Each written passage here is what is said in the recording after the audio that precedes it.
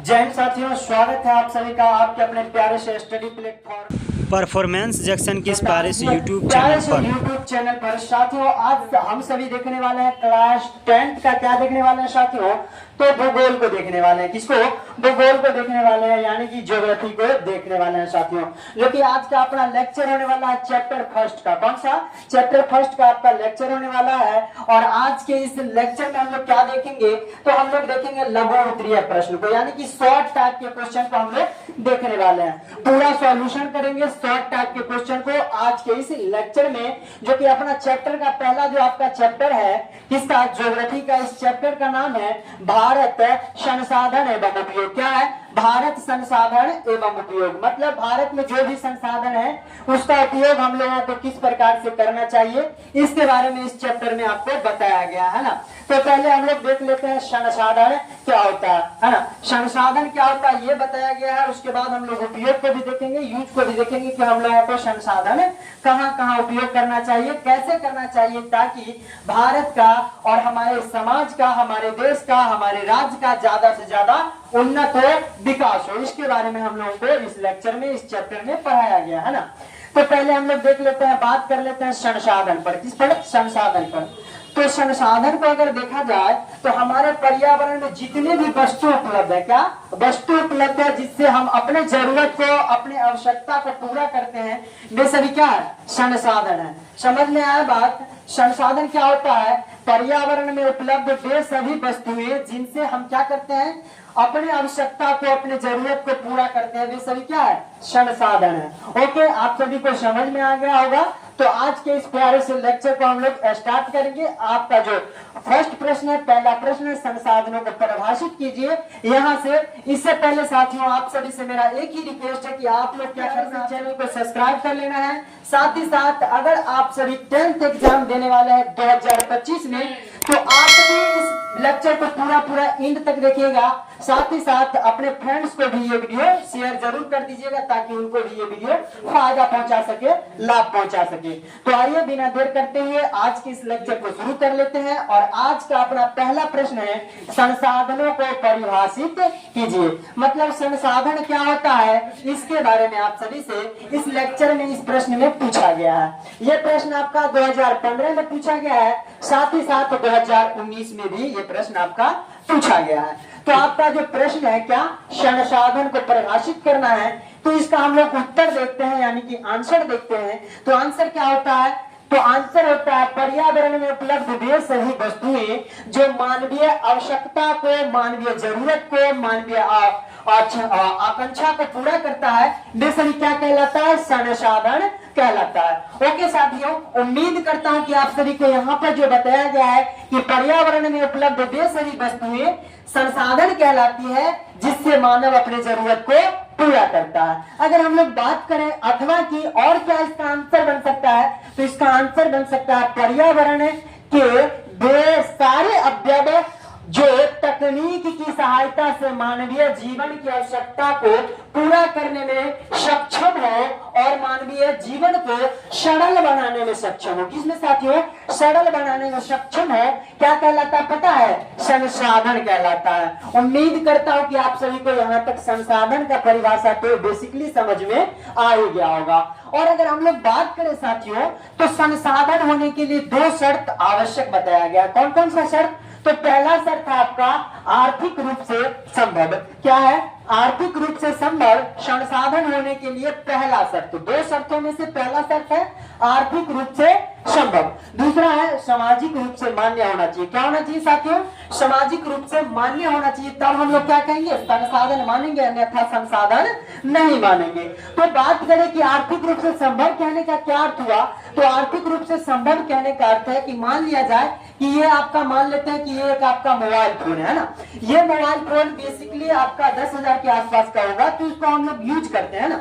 अगर बात करें अगर ये बात करें कि ये जो आपका डिजिटल पैनल है ना, ये आपका लगभग 1 से 1.5 लाख के आसपास का है। अगर यही होता अगर आपका 1 से 1.5 करोड़ का, तो क्या हम लोग ये डिजिटल पैनल लगाते? नहीं लगाते। आप जो अभी क्या कर रहे हो, मोबाइल में देख रहे हो वीडियो, है ना, ये वीडियो अब मोबाइल अगर होता 2 से 2.5-3 लाख का, तो आप लोग नहीं ले पाते। कुछ बच्चे लेते, कुछ नहीं ले पाते। अगर ये पेन मान लिया जाए कि आपको अगर मिलने लगी 1-2 लाख में, तो आप उतना खर्च नहीं करोगे। तो यही है कि ये आर्थिक रूप से संभव नहीं है। अगर बात करें हम लोग सामाजिक रूप से मान्य की, किसकी? सामाजिक रूप से मान्य कहने का क्या अर्थ है? सामाजिक रूप से मान्य कहने का अर्थ यह साथियों है कि अगर बात करें कि कोई मंदिर है ना, कोई मंदिर है, मस्जिद है, गुरुद्वारा है, चर्च है, अगर उसके नीचे कितना भी बड़ा आपका संसाधन छुपा हुआ है, कितना ही खनिज का भंडार है, मैग्नीज का भंडार है, लौह अयस्क पाया जाता है, उसको हम लोग क्या करेंगे? तो मंदिर को तो तुड़वा नहीं सकते।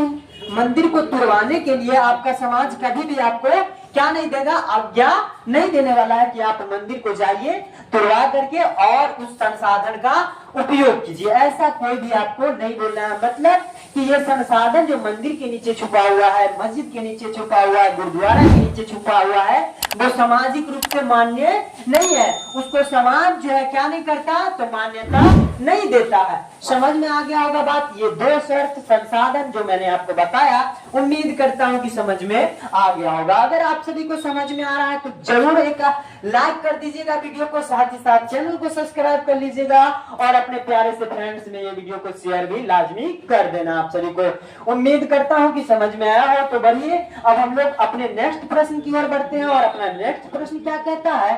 तो अपना नेक्स्ट और दूसरा प्रश्न कहता है, प्राकृतिक संसाधनों का संरक्षण क्यों आवश्यक है? प्राकृतिक संसाधन जो होता है उसका संरक्षण मतलब उसको बचाना, उसको संरक्षित करना क्यों आवश्यक है, ये आपसे पूछा गया साथियों। तो आपका आंसर क्या हो जाएगा? इससे पहले आंसर को देखने से पहले हम लोग बात करते हैं कि संसाधन बेसिकली होता कितने प्रकार का है। तो संसाधन जो होता है साथियों बेसिकली अपना 2 प्रकार का होता है। पहला आपका प्राकृतिक संसाधन, दूसरा मानव निर्मित संसाधन। अगर हम लोग बात करें कि प्राकृतिक संसाधन क्या होता है, तो प्रकृति द्वारा मतलब ईश्वर के द्वारा, भगवान के द्वारा, ईश्वर और अल्लाह के द्वारा मुफ्त में जो भी हमें पर्यावरण में संसाधन उपलब्ध कराया गया, क्या कहलाता है? प्राकृतिक संसाधन कहलाता है। जैसे कि आपका जल हो गया, वायु हो गया, सूर्य ऊर्जा हो गया, है ना, ये सभी क्या आपका? तो ये सभी के सभी आपका प्राकृतिक संसाधन है। अगर हम लोग बात करें आगे इसके आंसर को, तो ये पहले देख लेते हैं 2017 में, 2019 में, फर्स्ट सिटिंग में भी और आपका सेकंड सिटिंग में भी पूछा गया। मतलब ये प्रश्न आपका 3 बार पूछा गया, 2017, 19 में, है ना। तो इस प्रश्न का हम लोग आंसर ढूंढे कि प्राकृतिक संसाधन को बनाना, बचाना, संरक्षण प्रदान करना क्यों आवश्यक है। पहली बात मैंने आपको यहाँ पर बताया एक बात कि प्राकृतिक संसाधन जो होता है ना, वो हमें ईश्वर के द्वारा मुफ्त में दिया जाता है, फ्री ऑफ कॉस्ट दिया जाता है। इसके लिए हमें कोई भी पेमेंट करना नहीं पड़ता।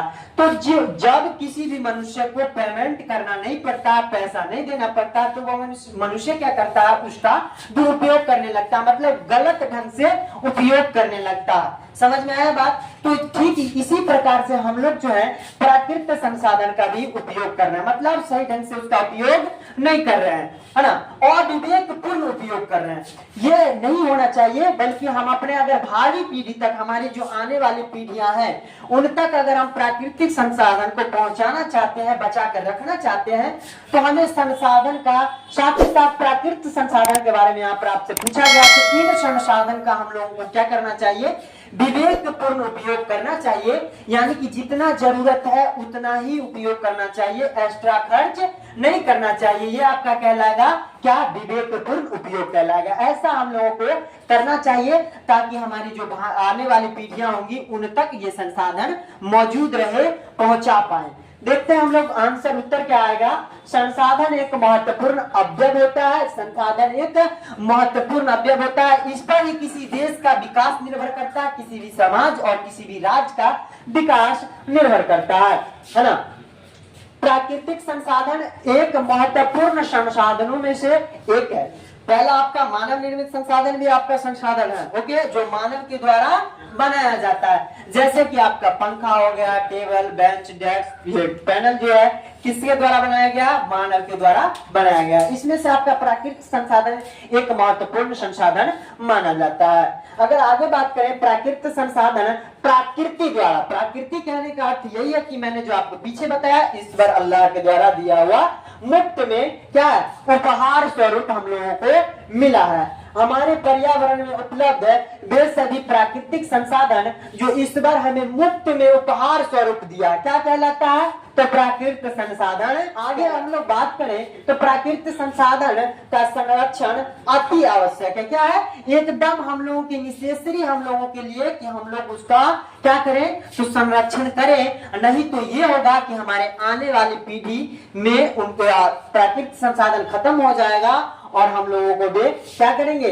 तो पोषेंगे, है ना। आगे देखिए, क्योंकि यह संसाधन हमारे पर्यावरण में सीमित मात्रा में उपलब्ध है। क्या है? सीमित मात्रा में है, असीमित मात्रा में नहीं है ना। आगे बात करें हम लोग तो आगे आपका निकल के आता है, वैसे तो हमें प्रकृति एवं मानव दोनों संसाधनों का हम लोग क्या करना चाहिए? संरक्षण करना चाहिए, है ना। पर्यावरण को संतुलित एवं भावी पीढ़ी तक संसाधन को बचाए रखने के लिए हम लोगों को क्या करना चाहिए?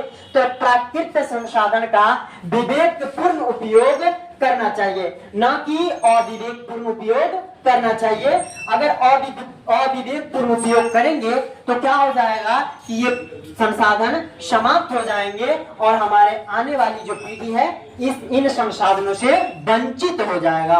ओके साथियों, उम्मीद करता हूं कि आप सभी का दूसरा प्रश्न भी क्लियर होगा और आशा करूंगा कि इसी लेक्चर में आप सभी को याद भी हो रहा होगा, है ना। आगे देखिए, संसाधन संरक्षण का क्या महत्व है? यह प्रश्न आपका 2022 में पूछा गया है कि संसाधनों का संरक्षण आवश्यक है। क्यों संसाधन का संरक्षण हम लोगों को करना चाहिए? यह प्रश्न आपसे पूछा गया है। तो आपका दूसरा जो प्रश्न था उसी से रिलेटेड आपका तीसरा भी प्रश्न है कि हम लोगों को अगर संसाधन का संरक्षण नहीं करेंगे तो हमारी जो आने वाली पीढ़ियां हैं ये सब क्या हो जाएगा? तो संसाधन से वंचित हो जाएंगे। उम्मीद करता हूं कि आगे आप सभी को पीछे मैंने जो समझाया वो समझ में आ गया होगा। तो अब हम लोग देखते हैं आगे क्या उत्तर देखें। तो संसाधन का संरक्षण इसलिए जरूरी है क्योंकि हम भविष्य में इनका इस्तेमाल कर सकते हैं। अगर संसाधन का संरक्षण करेंगे तो इसका उपयोग हम लोग भविष्य में करेंगे, अन्यथा इसका उपयोग हम लोग भविष्य में नहीं कर पाएंगे।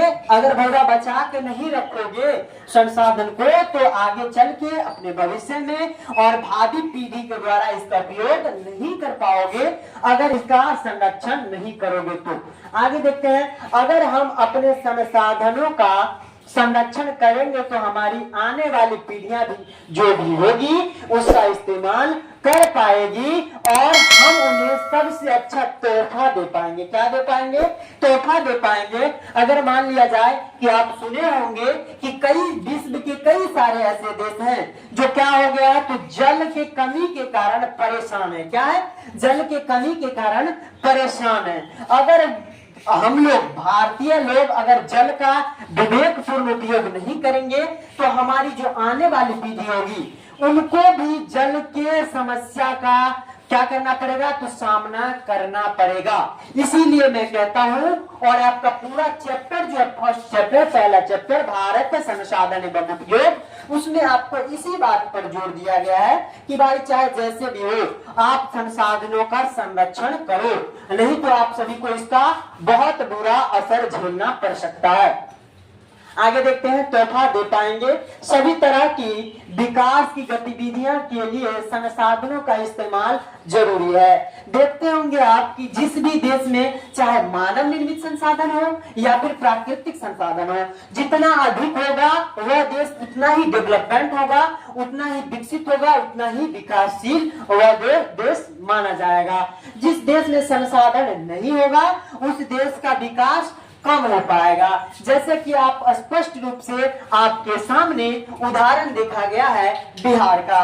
बिहार में आपका इकोनॉमिक्स में मैं पढ़ाया था आपको कि बिहार के पिछड़ेपन का कारण कहीं न कहीं इनडायरेक्ट रूप से आपका या फिर डायरेक्ट रूप से बिहार के पिछड़ेपन का कहीं न कहीं कारण ये संसाधन भी है, क्योंकि बिहार में जनसंख्या अधिक है और इसके पीछे जितना जनसंख्या के मुताबिक संसाधन होना चाहिए था उतना संसाधन नहीं है। ये बिहार के पिछड़ेपन का एक कारण जरूर है। कौन सा? तो आपका संसाधन। आगे बात करें, उम्मीद करता हूं कि आप सभी को ये तीसरा प्रश्न समझ में आ गया होगा। अगर हम लोग देखें तो अगला आपका प्रश्न है प्रश्न संख्या 4, मृदा निर्माण के कारकों का उल्लेख कीजिए। ये आपका 2019 में पूछा गया है। मृदा मतलब होता है मिट्टी। क्या होता है साथियों?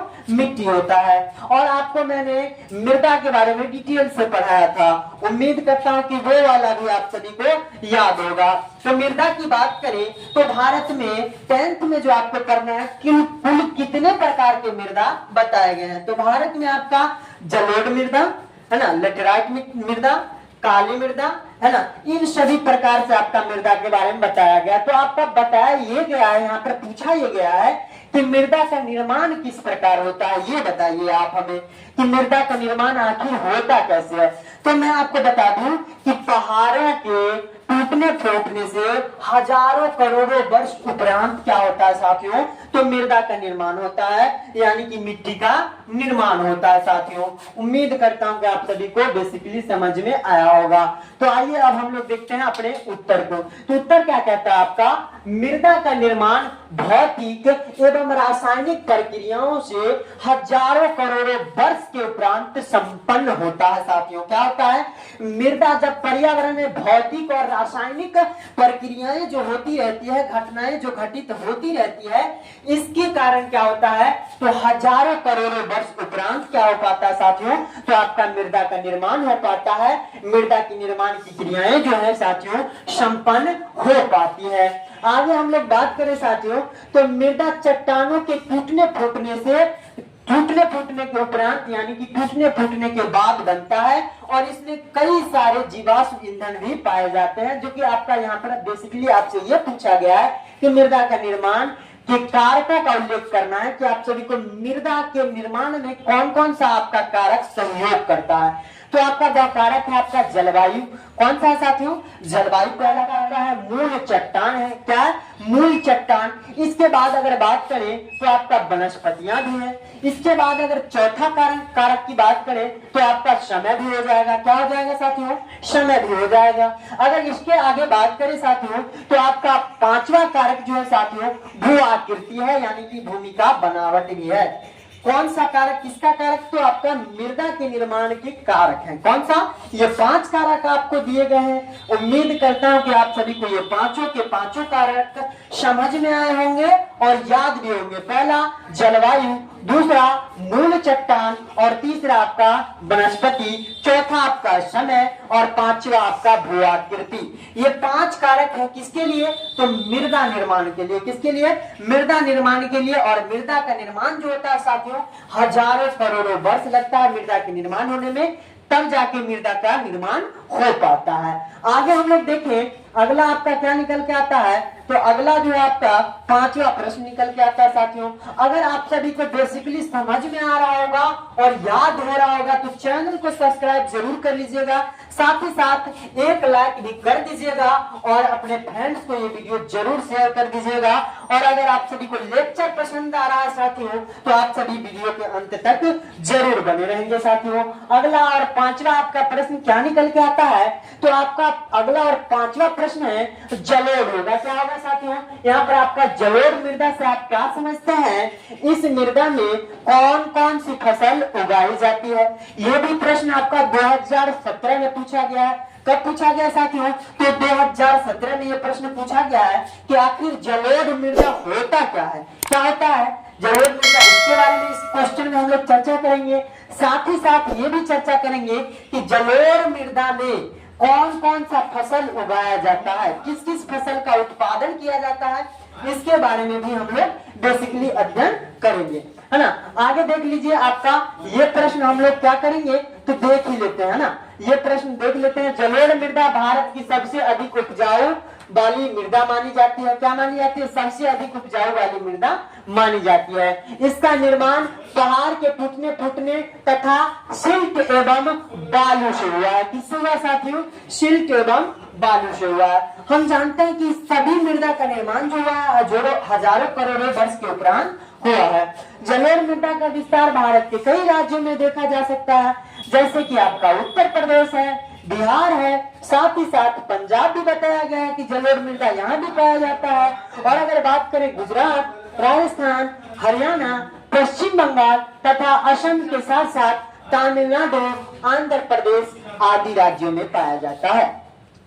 अगर हम लोग अगले प्रश्न की बात करें तो अगला जो है किस किस फसल का इसमें उत्पादन किया जाता है, तो जलोढ़ मृदा में तंबाकू, गेहूं, बाजरा, चना, सोयाबीन, कपास, सरसों, मूंगफली, तिल, जौ, मक्का, तिलहन यानी कि जिससे हमें तेल की प्राप्ति हो वैसा फसल, साथ ही साथ आपका दलहन जिससे हमें दाल की प्राप्ति हो साथियों। उसके बाद आपका सिंचाई की सुविधा उपलब्ध करवाने के बाद हम लोग धान एवं गन्ना का भी उत्पादन इस फसल में और इस मृदा में हम लोग कर सकते हैं, है ना। उम्मीद करता हूँ कि ये जो आपको मैंने बताया ये यहाँ तक आप सभी को समझ में आ गया होगा। नेक्स्ट लेक्चर में हम लोग नेक्स्ट प्रश्न को देखेंगे। तब तक के लिए अगर आप सभी को वीडियो पसंद आया है तो लाइक सब्सक्राइब जरूर कर लीजिएगा, साथ ही साथ अपने फ्रेंड्स में ये वीडियो शेयर भी कर दीजिएगा। मिलेंगे हम लोग नेक्स्ट लेक्चर में, तब तक के लिए बेस्ट ऑफ लक। जय हिंद, जय भारत।